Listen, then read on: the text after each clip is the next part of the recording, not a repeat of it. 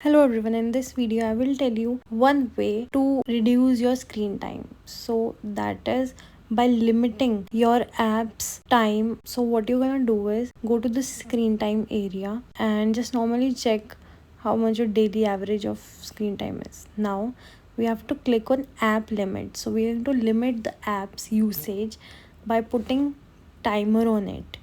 Now tap on app limit.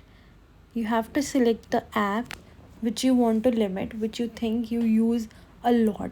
So I'm going to select some of it, and the selected one will have a tick on it and it will go upwards, right? Then you have to tap on next, and for that particular set of apps you have selected, you're gonna put a limitation to it. So you can also customize days. So like on Saturdays I'm going to use it maximum for 7 hours in total, but on other day I'm going to use it for this much hours, right? So that is how we do it. Now tap on add on top right corner and you can see this, that for the 3 apps the timer has been set. I can add more to it. So for in short I have selected like 2 hours every day, right? I can customize day also by tapping on it and add it, right? We can also delete it, delete limit directly, and you can off app limit by tapping on that app limits green icon type. That's how we do it.